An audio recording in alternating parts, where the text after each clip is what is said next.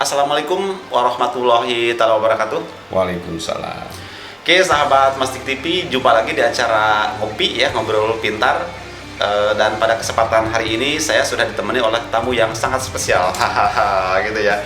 Tapi sebelumnya saya tidak akan bosan-bosan untuk ingatkan sahabat Mastik TV, ayo bantu channel ini biar berkembang dengan cara subscribe, like, share, and comment tentunya ya. Dan sebelum lanjut ke obrolan kita sore ini ya, malam ini Kang ya, izinkan saya sedikit saja memperkenalkan profil sosok siapa yang sudah menemani saya pada malam ini. Mungkin sebagian warganet ada kayak kenal lah, mungkin gitu ya sebagian. Atau itu mah tahu saya mungkin gitu ya. Oke, saya bacakan saja biar tidak salah ya. Masalah jadi masalah. Kan bener ngawur biasa ngawur berem Ulah mah salah mah sholat. Oh iya bener, dosa ya. Oke sahabat Mastik TV, nama beliau itu lengkapnya adalah Risris Rizal Ali Perkasa, luar biasa. Nggak keberatan sama nama Kayak toko bangunan pasti. Mau ngomong itu takut kesinggung, ngomongnya udah. Santai aja lah, kita ngobrol di tongkrongan. Iya siapa. Kemudian selanjutnya Arisris, saya panggil Arisris aja ya. Mang AA nggak apa. Mang AA. Beliau ini kelahiran 27 Maret. Tahunnya nanti deh AA yang ngomong langsung ya. Saya takut salah nanti, takut terlalu muda nanti. Enggak, nanti dikuiskan. Dikuiskan yang tak benar ya AA ya. Nanti yang tahu tahun lahirnya silahkan komen, nanti ada giveaway. Iya, pokoknya yang benar itu toleransinya 2 tahun sebelum atau 2 tahun lebih sesudah. Sudah ya. Boleh aja gitu. Boleh. Ya. Oke, siap. Kemudian saat ini Arisris berdomisili. Tapi harus langsung loh, karena mungkin aja bisa dilihat di Google. Di medsos. Iya nanti aja bener. Beliau berdomisili sesuai dengan KTP di Kelurahan Gunung Buru. Kelurahan Gunung Puyuh. Gunung Puyuh. Kecamatan Gunung Puyuh, Jalan Gotong Royong. Cuman agak aneh, kadang-kadang saya domisili di Desa Karangtengah, Kecamatan Cibadak. Kalau keluarga tinggal di Cibaduyut, Bandung. Jadi ada 3 aktivitas sih, seringnya di Sukabumi, Kota ya. Kabupaten. Oke. Kemudian sahabat Mastik TV, selanjutnya nih saya akan sedikit saja menyampaikan terkait aktivitas yang selama ini Arisris sedang lakukan ya. Di antaranya adalah beliau merupakan ketua Jabar Bergerak Kabupaten Sukabumi ya. Jabar Bergerak, nanti saya juga mau nanya ya apa itu Jabar Bergerak ya. Okay. Kemudian juga beliau itu koordinator Jabar Quick Response. Jabar Quick Response ya. Apa itu juga Jabar Quick Response, nanti juga akan saya tanyakan. Kemudian juga beliau Raja Piking Kerajaan Sukabumi. Komunitas ya. Kemudian ya artinya concernnya ini di kepemudaan ya. Di komunitas. Jadi kalau ngomongin sekarang heboh soal raja-raja Sunda Empire ditangkap, saya udah dari lama jadi raja. Ini di 2016, 2006. Enggak, ini maksudnya apa deh amat gitu di komunitas kepemudaan, ngerasa masih muda apa gimana? Jiwa sih. Jiwa saya ya. ingat lagu Forever yang Alfa Fir yang Forever yang saya sempat tetap aja jiwa muda. Kalau ya. walaupun umur kayak diomongin takut minder. Enggak, tapi bukan berarti dalam tanda kutip dibuka nggak apa-apa. Iya bukan, iya. Tuh kata yang nonton, oh iya tahu katanya. Tapi ya maksudnya jiwa ya, bukan berarti kalau di orang Banten sana suka ada istilah bubudakeun enggak ya? Enggak, harus dibedakan antara bubudakeun dengan spirit jiwa anak muda ya. Tetap harus jiwa muda. Malahan auranya jadi jelek kalau kita ngerasa tuang. Setik capek, iya betul. Capek kalau gitu. Yaudah sekalian aja nih kita langsung ke tema ya. Menurut AA yang disebut dengan jiwa muda itu seperti apa sih? Aktif. Yang namanya pemuda kecenderungan dia aktif, mencoba hal-hal baru, bukan sesuatu yang tabu. Terus yang pastinya tetap semangat. Kadang-kadang itu yang susah kalau udah kita ngerasa tua kan, dikit-dikit apalagi stereotipnya masyarakat Indonesia mengkotak-kotakan karena usia gitu. Umur sakieu mah resepna kieu, umur sakieu kudu ngadengikeun kieu. Padahal sebetulnya enggak kayak gitu. Hari jiwa mah adanya di hati enggak pernah tua. Terus ini agak sensitif boleh ya? Kan banyak di aktivitas di kepemudaan, artinya banyak di luar kan? Iya. Nih orang rumah menyikapinya biasa saja atau diabur atau emang sudah percaya? Alhamdulillah dari pertama berjodoh dengan istri yang sekarang dia udah ngerti, karena saya banyaknya di komunitas dulu, di komunitas musik lah. Kalau yang sekarang pergerakan underground Ya. musik gitu. Dari toko, saya punya toko dulu label Gudang Buah Tanah. Yang konsen di merchandise musik ekstrim rata-rata atau indie. Di underground ya. Pergerakan bukan musik ya, iya. undergroundnya pergerakan, artian musik-musik yang anti, yang agak kalau mungkin sekarang Anti mainstream. dulu mah anti mainstream, sekarang kayaknya udah mainstream. Udah mainstream. Udah semua pada tahu pada musiknya. Dan AA sekarang masih di musik, dunia musik. Sekedar untuk gaul, tahu atau ikut perkembangan ya. Seperti kayak sekarang kan Hammer Sonic sekarang nggak jadi itu 2 tahun, sekarang mudah-mudahan jadi main. Kan saya pengen nonton Slipknot nih, drummernya keburu meninggal, tapi mudah-mudahan tahun sekarang bisa Hammer Sonic. Terus seperti hal seperti itulah, yang receh-receh, tapi buat saya bukan receh. Tapi AA di dunia musik ada memang keluarga atau memang ketemu ke pergaulan? Hobi aja, senang Hobi aja ya? Jadi sebetulnya apapun sih saya jalanin, apalagi yang pergerakan sekarang kan banyaknya kemanfaatan. Saya senang diundang di sini ya sama karena kemanfaatan, pusat kegiatan belajar masyarakat. Setidaknya saya pengen ngobrol, diskusi, apalagi kan kalau Kang Budi mah saya harus banyak belajar, Kang Andi kan. Soalnya sama yang tadi ngantar saya Bang Budi. Bergerak di bidang pendidikan yang formal. Kalau saya kecenderungan mungkin non formal, artian ilmu di jalanan. Kayak gitu. Maksudnya juga concern ke pendidikan, maksudnya tertarik gitu? Pasti tertarik karena pendidikan bukan hanya sekedar sekolah formal, termasuk kan kalau yang sekarang pusat kegiatan belajar masyarakat PKBM kan kadang-kadang merangkul masyarakat yang konsen pengen kesetaraan. Kesetaraan ya. Jadi, kadang orang kan nganggap ketika ngomongin kejar paket A, B, C, nganggapnya hanya soal legalitas bukan ilmu. Iya, kadang underestimate ya. Naon paket seneng uripnya bisa naon gitu. Sendiri melihatnya kumaha paket? Enggak juga, malahan dengan belajar paket kayak gitu setidaknya ada hal-hal yang bisa kita ambil. Belajar itu bukan hanya sekedar di kelas, dengan ngumpul aja, ketemu dengan orang, itu kadang-kadang pembelajaran buat hidup kita.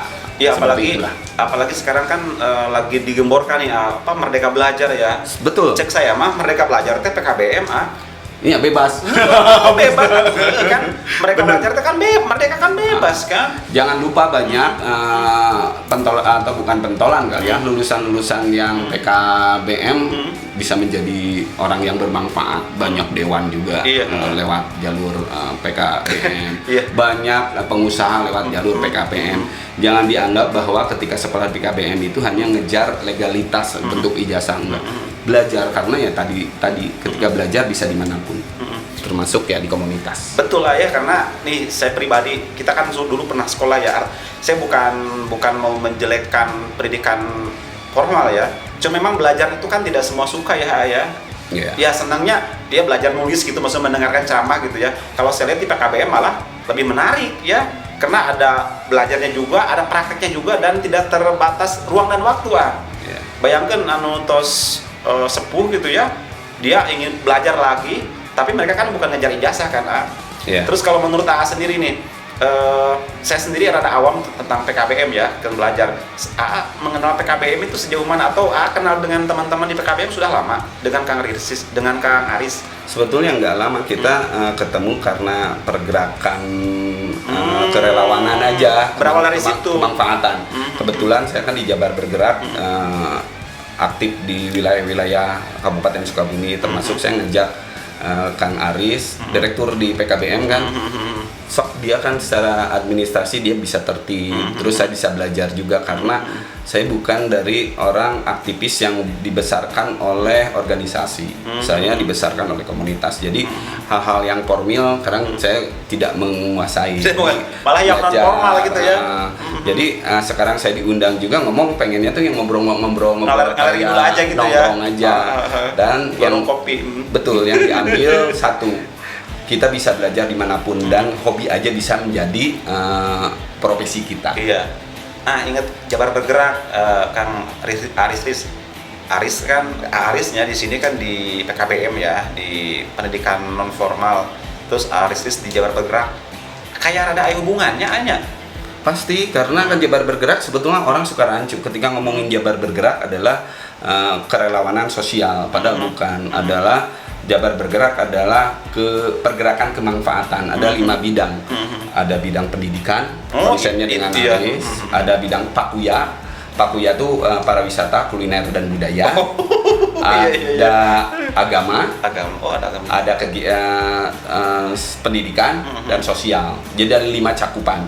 Jadi bukan hanya soal penanggulangan bencana. Kalau Jabar Quick Response harus dibedakan. Kalau Jabar Quick Response adalah komunitas atau program dari Pak Gubernur, di mana adalah banyaknya adalah kedaruratan dan kebencanaan. Kedaruratan, diingat kedaruratan. Jadi kalau yang nggak darurat ya banyak bisa dengan siapapun. Cuman kalau Jabar Quick Response bisa kedaruratan, bisa bencana alam, bisa soal rumah juga, tapi yang membahayakan keselamatan atau bencana alam seperti itu. Ayo inget tadi Jabar Bergerak, terus Quick Response apa tadi? Jabar Quick Response. Eta kan konsepannya kalau menurut pemahaman saya jika sosial, maksudnya gajihan intinya maksudnya? Enggak. Itu benar-benar kerelawanan, nggak ada. Terus nggak ada backup dari mana. Cuman kita kadang-kadang kerjasama dengan lembaga-lembaga sosial atau perusahaan-perusahaan yang benar-benar konsen terhadap kerelawanan atau konsen terhadap 5 bidang tersebut. Jadi seperti kita kemarin bagi-bagi sembako, terus ada 1.000 sembako loh di Kabupaten Sukabumi. Terus mana lagi soal kalau ada kemarin kita sempat yang ini tuh yang kebakaran 2 tahun ke belakang, kita ngasih motor tuh. Makasih banget buat kepala-kepala sekolah SMA dan SMK di Kabupaten Sukabumi, termasuk guru-gurunya, karena yang menginisiasi Jabar Bergerak, cuman yang sebetulnya yang eksekusi, mengumpulkan dana supaya motor bagus tuh, yang kebakaran tuh siapa yang honorer itu? Cipta Gelar. Alhamdulillah kita juga bisa melakukan terus hal seperti itu. Nyaman di dunia itu, di bidang itu. Enjoy gitu, maksudnya enjoy. Nyaman karena saya kayak gini loh. Konotasi orang baik menurut saya kalau sekarang ya melihat orang baik, konotasi melihat kacamata orang baik menurut saya adalah orang yang tidak merugikan orang lain dan punya empati, cukup itu saja. Soal kamu religius atau apapun itu hubungan kamu dengan Tuhan kamu. Tapi ketika kamu masuk hidup di dunia yang serba global, di masyarakat, definisi baik buat saya adalah jangan merugikan orang lain dan empati, itu aja. Karena yang bedakan manusia dengan binatang dan makhluk lain empati. Temukan itu di komunitas. Temukan. Karena kadang-kadang obat hati ketika udah gawe pas kadang-kadang lupa gitu. Ketika warga kan kadang-kadang lupa lapar. Tapi ketika kita melakukan kegiatan itu, ketika kita kenyang, kita merasa ingat lapar. Nah, terus banyak lah bidangnya, termasuk yang tadi ngobrol sebelum kita ngobrol di depan tadi ya. Kita ngobrolin malah sekarang saya pengen melihat Pelabuhan Ratu. Saya tuh cinta Kabupaten Sukabumi, cinta Sukabumi banget. Saya bangga lihat alamnya, nggak ada di tempat lain yang sawah, gunung, laut, lembah nyatu. Cuman semua lengkap. Cuman ya begitu tadi lah. Yang namanya wisata kan tetap harus diingat ada kompromi.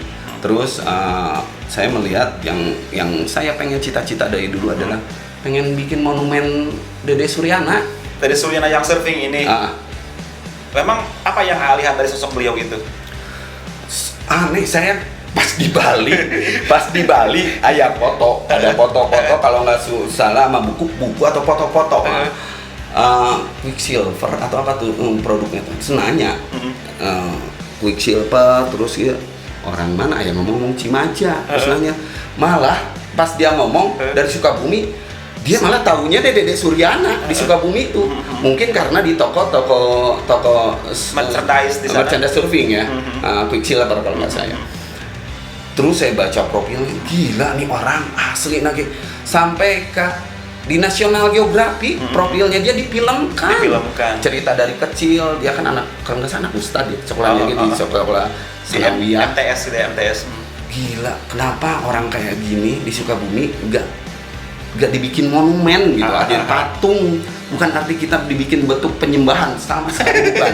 Tapi lihat Robbie Darwish yang di jalan di Lengkong atau Lembong yang di Bandung, dibikin patung hanya pengingat bahwa kamu ketika kamu dianugerahkan tempat yang bisa menjadikan profesi kamu, selama kamu serius itu bisa menjadi pekerjaan. Keren kan? Keren ya. Jarang loh di Grand Ambassador kalau nggak salah dia Quicksilver Rusty.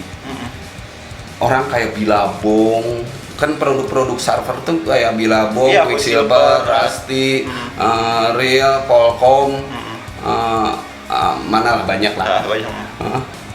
Itu kan standar internasional. Atau iya.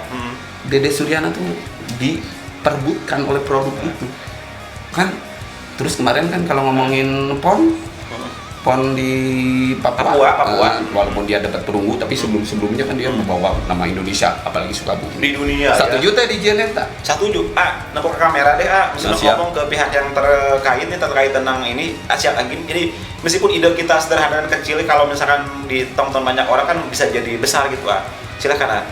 Iya, sebetulnya sih kayak gini, mimpi kalau sekarang mungkin mimpi bukan mimpi terbesar ya, ada mimpi besar satu banyak. Salah satunya yang saya baru katakan, Dede Sunaria adalah salah satu bisa dijadikan ikon atau duta pariwisata, karena yang namanya olahraga aksi nyangkutnya bukan soal sekedar olahraga, tapi pertama dia nyangkut dengan gaya hidup, nyangkut dengan fashion, otomatis ekonomi kreatif, nyangkut dengan olahraga udah pasti, yang terakhir nyangkut pariwisata. Spot surfer buat surfing, Cimaja itu spot terbaik di dunia, masuk terbaik di dunia masuk terbaik, karena mungkin ada celah atau apa, semenanjung atau apa dengan segimana musimnya tetap aja aman buat para surfer gitu. Tapi itu tadi, ketika ngomongin pariwisata, ada hal satu yang harus diingat. Apa itu? Kompromi. Seperti apa itu? Tanpa kompromi kita nggak bisa, karena ketika ngomongin pariwisata adalah pertukaran kebiasaan akan timbul. Iya. Contoh kecil, puntennya, saya tidak merokok, saya tidak pernah mabuk seumur umur, saya apalagi hal-hal kayak gitu. Tapi saya agak toleransi terhadap budaya yang sebetulnya budaya orang lain, asal kita bisa ada batasan tertentu. Buat kita rokok adalah alat silaturahmi. Di kita. Tebuk-bubuk mau dirokok jadi nyambung ngobrol. Di tawaran, di mana bisa. Gitu ya. Gara-gara rokok. Tapi ketika kamu datang di Singapura, datang di Jepang, datang di Australia, nggak bakal mungkin bisa. Yang ada malah digebugan, mungkin karena mengganggu. Nah, balik lagi ke kita. Ketika kita ngomongin wisata, surfing, nggak bakalan jauh, orang tidak jauh dengan bir. Iya. Di kita kan minum. Kita rancu juga. Ketika ngomongin orang pengen surfing, panas-panas, yang minum bir bukan berarti pengen mabok. Iya. Tapi kan kadang-kadang itu bagian silaturahmi mereka, kebiasaan. Nah, itu tadi, apakah kita toleransi terhadap itu? Kalaupun bisa tidak toleransi, maka kan susah seperti sekarang larinya ke Lampung yang surfing, karena mereka olahraga komunitas. Jadi olahraga komunitas itu adalah ketika olahraga hanya sejam 2 jam, ngumpulnya bisa setengah poin. Iya, ngobrolnya sehari semalam kan. Kayak gitu, seperti musik sama seninya hubungan dengan komunitas. Olahraga surfing juga sama. Jadi spot-spot surfing bisa dimanfaatkan selama ada kompromi. Belajar dari Lombok. Iya. NTB bukan? Iya. 20 tahun ke belakang tidak maju karena tidak ada kompromi, apalagi kan dia daerah-daerah yang katanya religius Muslim, tapi di tangan TGB Tuan Guru Bajang, dia kalau ngomongin agama dia hafiz loh.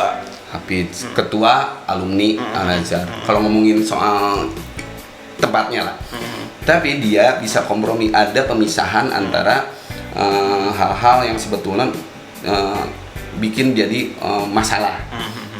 Ketika ngomongin kita di Gili Trawangan, bisa kamu pakai bikini ataupun kompromi terhadap budaya orang lain selama tidak kriminal dan dilarang, tapi misalnya pakai pakaian minim atau apa, hanya radius 1 kilometer.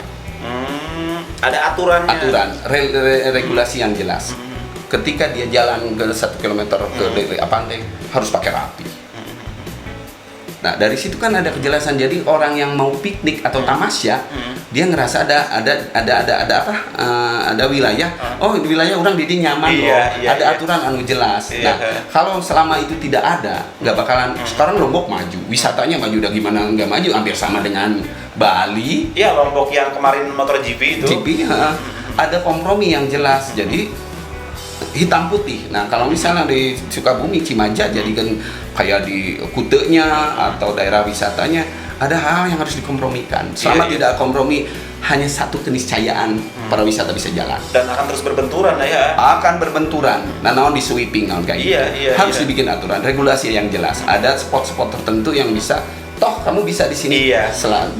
Yang di sini bisa. Kalau misalnya rancu orang lagi santai, lagi ngobrol di sweeping, susah enggak. Jadi bingung bikin pariwisata seperti apa. Nah, menurut AA, konsepan yang tadi tanggung jawab sah sih ya? Kuduna ngurus-ngurus gitu. Punya komunitas. Enggak semua, pertama Pemkab juga pasti di sini Pemkab, Dinas Pariwisata, dan termasuk masyarakat. Inhongnya juga harus satu paham, sepemahaman. Tapi kalau ngomongin kebijakan ya adanya di pemerintah. Di pemerintah ya. Jadi sebetulnya bisa. Itu tadi mau tidak. Dan dewan-dewan juga yang bikin aturan-aturannya juga harus ada pemisahan, karena gimana pun juga daerah modern tidak lepas pemasukan tuh PAD itu jangan hanya dari industri itu ada batasnya. Terus jadi hanya dari hasil alam, kadang-kadang ada kemaraunya, ada alam juga yang mengatur soal mempengaruhi. Tapi kalau ngomongin wisata tidak. Sok lihat aja lah di Dubai, di Arab itu kenapa bisa maju, karena ada kompromi. Iya sekarang lagi trending ya soal ada kompromi. Jadi jalan mama kudu dihideung bodaskeun ulah kieu. Dijelaskeun lah kita. Dihideung bodaskeun jeung kana wah itu cenah kalau bisi anak anak urang atau terkontaminasi karena ada wilayah yang yang itu mah pimaksiatan. Fungsinya orang tua, fungsinya alim ulama untuk mengajarkan soal kebaikan. Terus kalau ada hitam putih itu kan ketahuan intinya. Kalau ngomongin kasar, nu ngadeukeutan toilet tuh nu hayang kiih atau toilet nu udah hayang kiih? Atau urang atau anu rek modal. Tah seperti itu. Jadi kalau ketika ngomongin soal wisata, ya lamun teu rek macem-macem nya ulah ngadeuketan. Lamun kira daripada ngomongkeun nu rek macem-macem. Sorry tapi aya aturan gitu. Ya ngomong nu beratnya. Cen arek heureul jadi serius mana ieu mah. Tapi eta heureuna eta Dede Suryana harus jadi pilot project buat masyarakat yang di Cimaja teh. Lamun hobi diseriuskan bisa jadi profesi. Bukan jadi lamun misalnya surfing bisa jadi itu tadi ekonomi kreatifnya. Bisa di endorse, bisa kemana-mana kan Dede sampai ke Hawaii keren lah. Saya sayang kalau Dede nggak cepat-cepat ada monumen untuk masyarakat sekitarnya Cimaja bahwa iya loh anugerah di Allah bisa dimanfaatkan yang hidup kamu. Laju gitu. Iya generasi muda Kabupaten Sukabumi apalagi itu kada di Suryana. Bingung sedih kadang-kadang hampir cuman yang tahu paling yang di komunitas yang 60-70%. Di atas itu kadang-kadang nggak ada yang tahu, padahal olahraga itu kan olahraga dunia, bisa ngenalkeun iya Dede Suryana asal Cimaja Indonesia kan pelabuhan Indonesia ke Bali kenalkan Dede Suryana dibanding nama-nama pejabat asli. Nah kalau mau ke pantai ngelamat surfing dan mereka saya yang panggil orang pelabuhan asli kan iya harus diundang.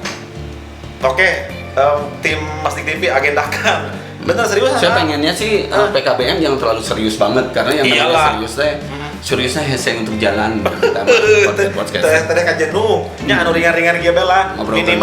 Minimal ngasih wawasan baru lah ke audiens gitu. Cuman saya harus banyak belajar gampang. belajar silat. Enggak lah.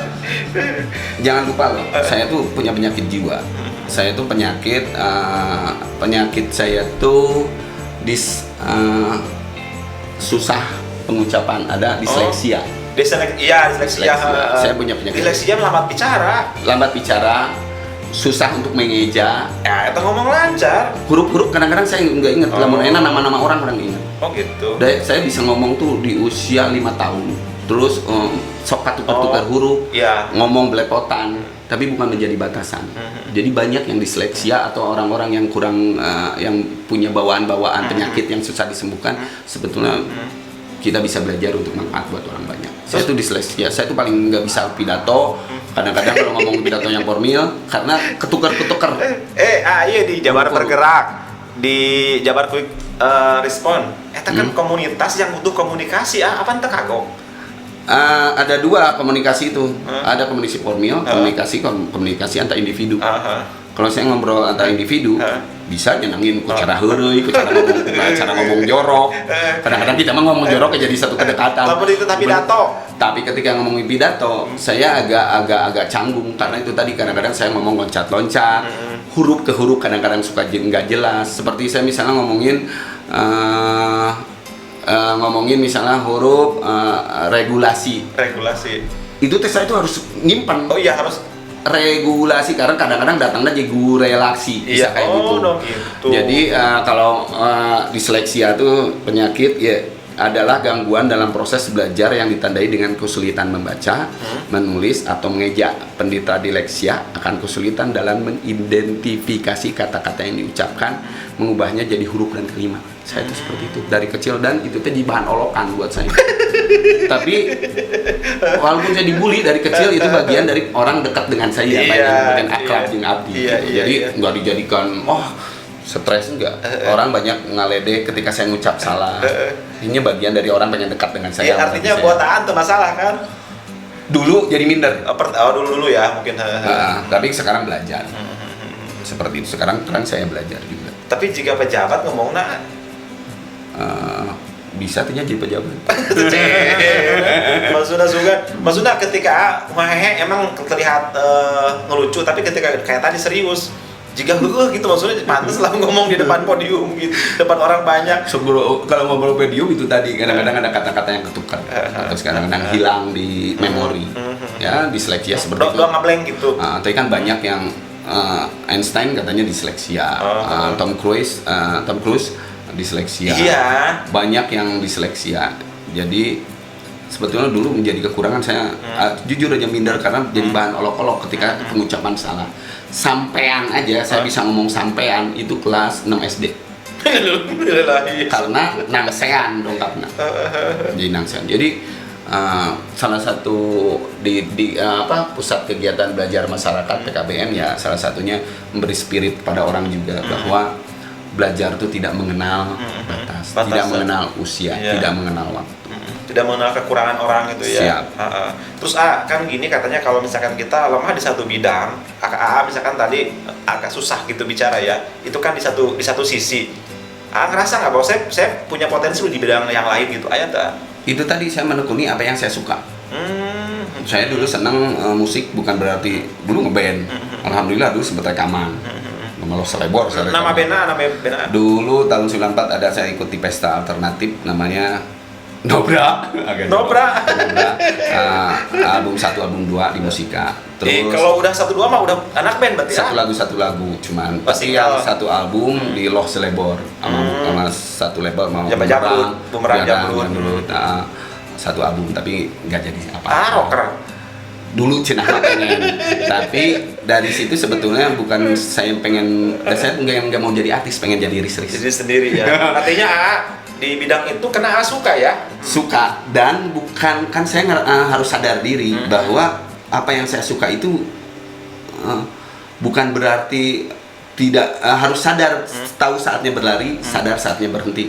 Saya sadar bahwa kemampuan ilmu saya itu atau bakat saya itu nggak terlalu besar untuk di situ. Jadi ada hal lainnya apa? Di ekonomi kreatifnya. Ekonomi kreatif. Saya buka toko.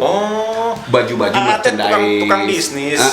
Bukan cenah rocker tadi mah. Awalnya dari situ. Tapi itu tadi ketika udah resep hayam bukan berarti tukang ngadu hayam. Bisa aja jualan para hayam, apapun lah. Termasuk musik. Nah, saya sendiri akhirnya biasa. Emang kan harus saluran saya. Sendiri ngerasa bahwa merchandise baju-baju musik dulu belum rame, dan saya merasa memberi edukasi bahwa band bisa jalan lamun orang ngehargaan apa yang dia bikin band bikin. Jadi saya soal lisensi dulu kan bikin baju-baju band tapi di lisensian, bukan bajakan. Belajar dari resmi. sana. Jadi terus buka konveksi. Awalnya dari situ. Seperti itulah, ngalir aja. Lamun bikin kaos berlisensi band tertentu, berarti harganya anak. Iya, kan kita harus ada ini dulu, harus ada PKS lah, bahasa kerennya, perjanjian kerjasama lah. Ada fee MOU-nya, fee ke yang punya. manajemennya, kayak yang punyanya, kecuali band-band sekarang punya publishing sendiri. Iya. Kita Coil, Coil, BK, dan itu kalau lebaran lebih perputaran uangnya waktu zaman-zaman ramenya 2023 sampai 2016 lah ya.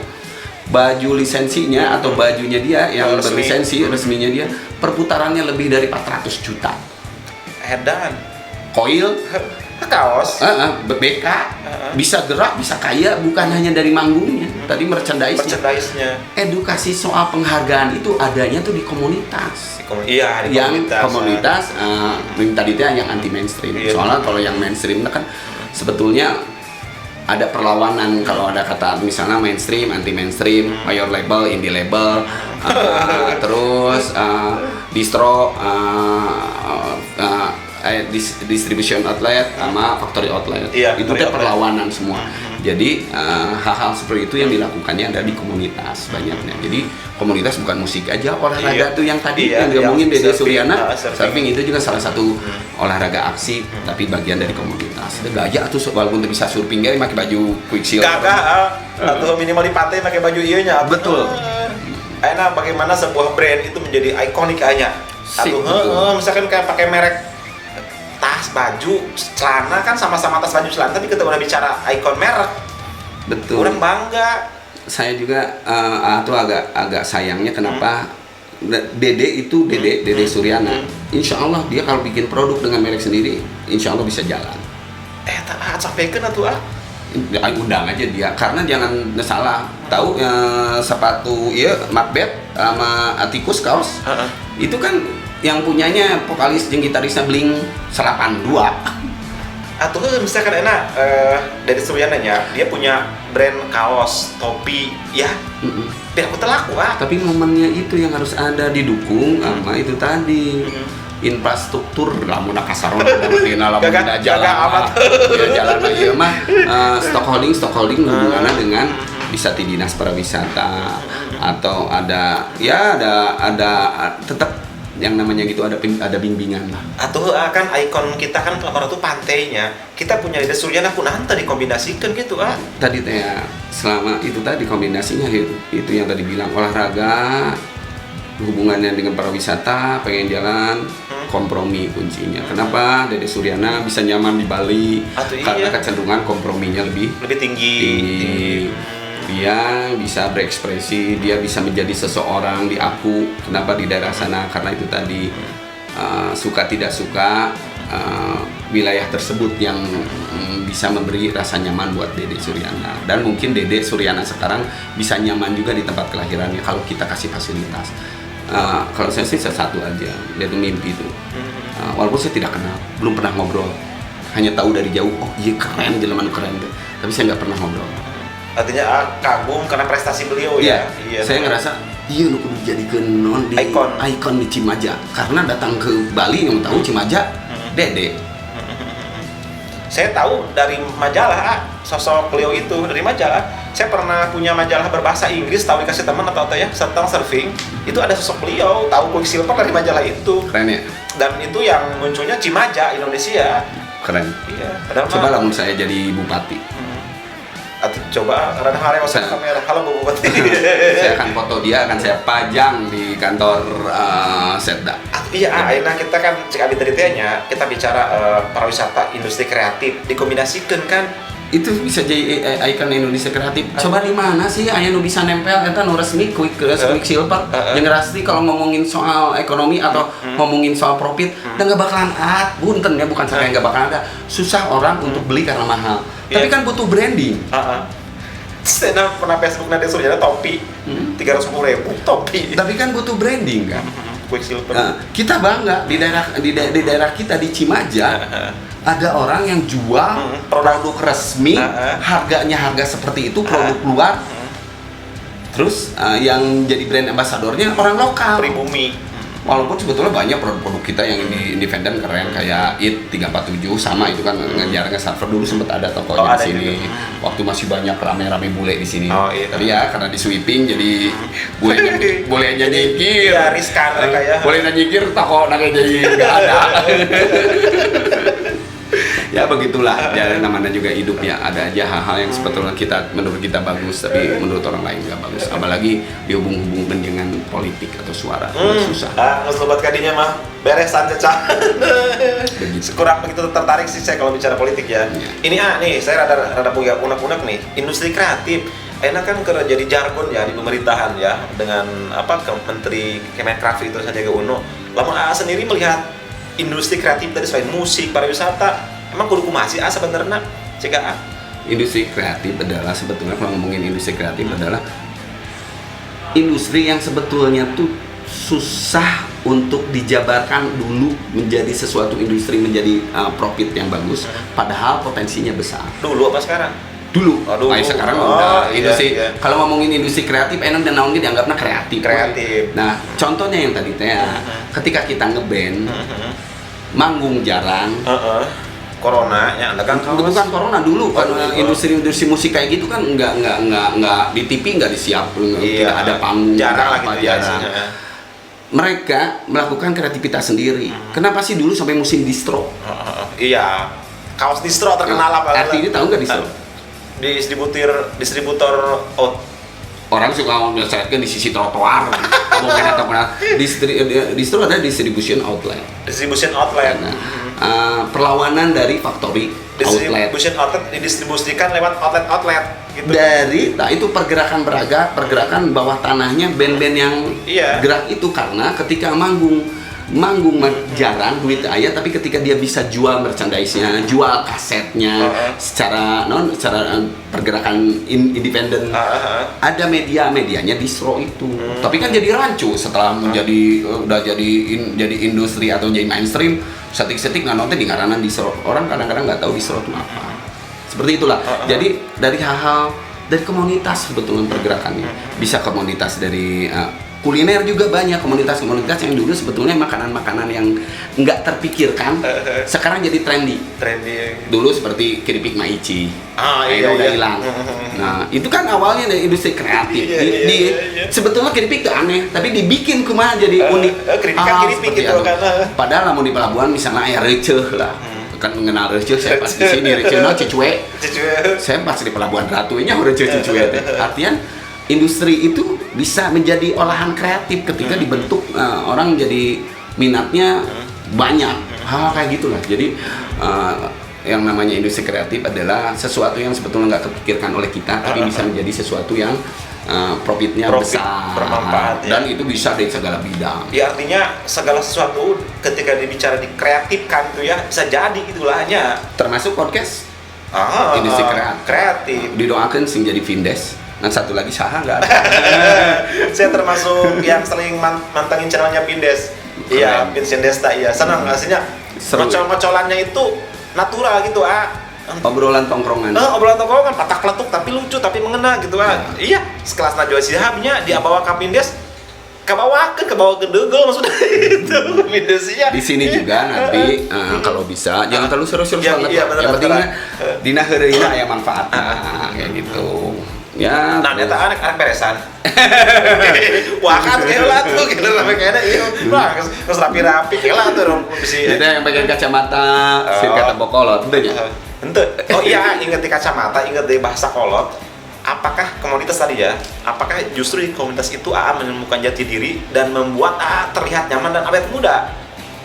Pertama mungkin awet muda tuh adanya tuh di perasaan nyaman.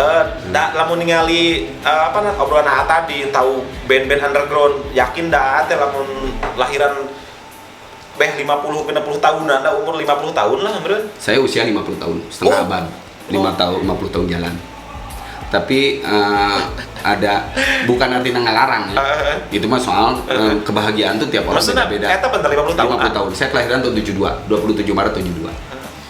Alhamdulillah uban tacan ayah. Ya belum ada, bukan karena ya termasuk salah satu anugerah. Tapi yang paling pasti kesehatan tetap jadi prioritas. Merokok saya tidak. Yang tadi bilang saya bukan perokok, tidak pernah merasakan, nggak pernah ngerokok. Terus saya nggak pernah mabuk, tidak pernah merasakan barang-barang sampah. Iya. Tapi saya gaul dengan masyarakat yang multi heterogen. Iya. Saya tengah bauan, orang dekat saya ngerokok terjadi Iya. masalah, orang dekat saya mabuk terjadi masalah. Selama dia bertanggung jawab atas Iya. apa yang dia lakukan. Gaul dia tukang ngerokok, gaul dia tukang minum, gaul dia tukang mabok, gaul dia tukang obat. Gaul. Iya. Gaul, bukan gaul lagi, teman saya banyak ada yang iya, OD iya, iya. karena yang di penjara teman dekat tim berjaya ada. Yang OD ada juga. Tapi itu tadi sebetulnya apapun pilihan, ulah sieun ketika masyarakat urang dunia teh dijieun ku urang jadi tua bodas sudah urang paur karena anak saya udah gede 22 tahun dan 23 tahun. Emang Udah mau ini. Pola pendidikan saya terhadap anak agak beda. Agak bedanya kayak dengan pola pendidikan orang tua saya. Karena itu tadi, punten, ketika misalnya zaman baheula ulah nonton bokep, tinggal dikunci, video sebutkeun beres. Ayeuna. Sekarang nggak bisa karena ada di genggaman Iya. Kita hanya bisa memberi masukan, mengasih tahu hal yang buruk yang bagus, Mengedukasi ya. mengedukasi karena pilihannya anak tuh akan pintar berdasarkan pergaulan. Pergaulan dia bebaskan, tapi kita kasih batasan. Nih jelema itu kieu risikonya kayak gini. Pada akhirnya mereka akan memilih. Jadi sebetulnya yang tadi saya bilang bersangkut paut dengan sangkut paut dengan kompromi. Kita jangan takut ketika ada hal yang dikompromikan dengan wisata karena takut anak kita jadi apa, tidak. Karena benteng yang paling kuat adalah keluarga. Terus alim ulama juga berhak untuk melakukan soal perilaku akhlak. Di sholat Jumat jangan terlalu banyak khotbah-khotbah tentang soal ritual. Banyak soal akhlak perilaku. Gimana sih lah kamu ngagebugan jelema teh? Pertama kerma di penjara, terus itu teh dosanya gede. Kan jarang. Kumaha sih nipu teh? Kumaha sih korupsi teh? Itu teh jarang. Edukasinya soal ritual, soal kumaha gitu. Puntennya terlepas baik itu benar baik, tapi setidaknya selingi hal-hal yang hubungan dengan akhlak perilaku yang sehari-hari anak-anak lakukan. Soal tawuran di masjid gak jadi masalah, soal Jumat ngomongin soal tawuran, soal narkoba tidak, karena itu bagian dari perilaku masyarakat kita, hal-hal seperti itu. Jadi saya nggak takut anak saya jadi apa, karena saya udah mengedukasi dengan cara saya sendiri. Jadi ayeuna tong kieu dilarang nino da jelema geus baong mah baong teh untuk nama naon ngajieun naon teh dilarang-larang ke susulumputan cenah nyeun naon teh nu loba nu maot teh Dioplos. dioplos. Zaman saya dulu waktu yang nakal banyak dan nu maot karena mabok tuh jarang. Ayeuna mah loba nu maot karena ya itu teh susulumputan. Betul aturannya. Tapi itu tadi, kenapa bisa? Ada salah di keluarga. Betul. Dan apapun yang terjadi sebetulnya benteng yang terkuat adalah orang tua, keluarga, dan itu teh alim ulama. Alim ulamanya harus dekat dengan orang-orang atau sekeliling-keliling dia. Dan itu tadi, jangan terlalu penting soal edukasi ritual, soal ibadah ritual. Sama pentingnya ngobrol soal perilaku akhlak di sekitarnya, kehidupan sosial. Ada tawuran di urang mah jadi hal yang lumrah atuh. Nu maot teh aya we ning nu galelut teh. Atuh bahwa mah efek tidak dia mengingatkan nya ngingetkeun bahwa mah teh. Itu tak mungkin. Jadi itu tadi pengingat bukan hanya di sekolah, orang tua itu tadi di tempat-tempat ibadah juga. Jadi saya minta alim ulama juga harus banyak mengedukasi soal hal-hal yang berkaitan dengan perilaku kepemudaan atau masyarakat. Kok jadi masalah ngomong tawuran di musyola di khotbah Jumat. Kebenaran, maksudnya dalam hal kebenaran gitu kan, itu teh hal ngobrolkeun hal-hal banyak lah soal hal-hal yang sederhana, soal tolong menolong, soal empati, gitu. Barusan kan juga ngelihat orang jualan cau misalnya, yuk lihat lamun beberapa aki-aki ketika misalnya ada perasaan rasa karunia empati besar. Hal kecil misalnya meuli 10.000 bikin udah gitu mang cau mah bawa mang jual deui hal kecil kayak gitu aja. Jadi harus ditanamkan. Jadi rasa itu tadi kan saya bilang definisi baik buat saya hanya jangan merugikan orang lain dan empati, karena ngebedakan manusia dengan makhluk lain ciptaan Allah adalah empati. Diulang yang barusan diulang. Definisi orang baik buat saya pribadi sekarang adalah orang yang tidak merugikan orang lain, tidak merugikan orang lain dan mempunyai rasa empati. Rasa empati. Karena yang membedakan manusia dengan ciptaan Tuhan lainnya mau binatang adalah empati. Mau mereparap ke anaknya naluri, seperti kita mereparap ke anaknya. Tapi ketika mau tetangga anak kelaparan, mungkin kamu lapar, diberi moal. Tapi lah menjelma ketika tetangga di sebelah lapar, ya udah pasti seperti kayak gitu. Anak mau papa itu batur tetangga. Moalnya. Jadi kalau ngomongin naluri, sama punya naluri, punya empati. Tidak, yang punya empati hanya manusia. Jadi mari kita memanusiakan manusia. Luar biasa lah. Jadi usian kieu cenah tadi arek ngobrol heureuy kumaha. Nyahan berde jero eta aduh ya kan. Sok aja kepikiran geus. Ya, mari mengajak mengajak hal kebaikan dari hal kecil aja dulu. Sasireun sabeunyeun atuh ngobrol ngalanturna setengah jam samenit mah bener gitu. Jadi lamun dina bahasa Sunda mah aya filosofi bodak viking gitu. Ku abdi yang kondisi diimplementasikan ke anak-anak. Itu implementasi itu susah sebetulnya. Implementasikan ke anak-anak. Sawadah mahi jang salerea. Sawadah mahi jang salerea. Jadi kadang-kadang apapun yang kita dapat bisa mah orang lain juga harus menikmati apa yang kita dapat.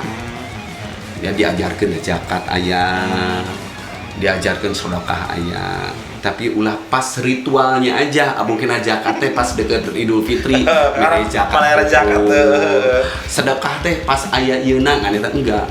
Tiap waktu, tiap saat, ketika kamu di jalan, ketemu dengan siapapun, sedekah senyum aja udah, alhamdulillah, bukan aja harta. Ulah zaman dulu di jelema teh ngomong-ngomongkeun kebaikan, ngajak-ngajak kebaikan, tapi sabari urat datang kan enggak bagus.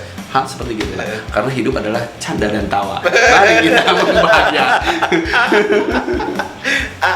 Kayak orang terus kali harap nah, kayak sekedengar. 60 menit nggak salah. Iya udah ada pasti ayo ngedengerin teh moal ya. Hah? Ayo ngedengerin. Lain masalah eta kayak ngeditna lila. Henteu maksudna ieu teh anu ngadengerin teh moal ieu. Atau belum? Kan dia nanti edit Henteu batur engke lagi ngumpul gitu. Buat terpenting eta mah nya. Batur nonton denger tidak penting, yang penting kita sampaikan apa yang pokoknya intinya saya pengen itu tadi. Jadikan monumen Dede Suryana. Ulah eleh Robi Darwis aya di Bandung. Urang Dede Suryana. Siap. Ada yang disembah eta mah. Pira kowe urang nyembah Dede. Apalnya coba hirup kene juga tuh. Eta mah yang edukasi bahwa yang lain-lainnya surfing itu teh nu sok ojayan di di jalan di pantai, di spot yang Allah berikan buat masyarakat Cimaja bisa manfaat buat hidupnya dia. Iya. Oke, siap Pak. Kita cukupan aja. Siap. Oke, baik sahabat Masdik TV, kalau kita mau bicara ngobrol itu tidak akan ada habisnya. Siap. Bisa sampai jam 11 orang kaya yang ngeditnya kasihan nanti. Terima kasih banyak sudah hadir di Masdik TV dan saya ingatkan juga buat sahabat Masdik TV, kalau sekiranya konten ini bermanfaat, memberikan edukasi, yuk bantu share biar lebih banyak orang yang tahu dan bisa mengambil pelajaran dari obrolan hari ini gitu kan. Ya mau obrolan warung. Ya. Oke, saya menjadi host hari ini Andi, mohon maaf jika ada salah-salah kata dan sama Aziz juga ya. Kalau misalkan beliau ada salah-salah kata mohon dimaafkan dan sampai ketemu lagi di acara ngopi lain waktu, tempat yang sama tapi dengan narasumber yang berbeda. Sip. Oke, wassalamualaikum warahmatullahi wabarakatuh. PKBM Muslim Cedikiah. Ya. Mantap, keren.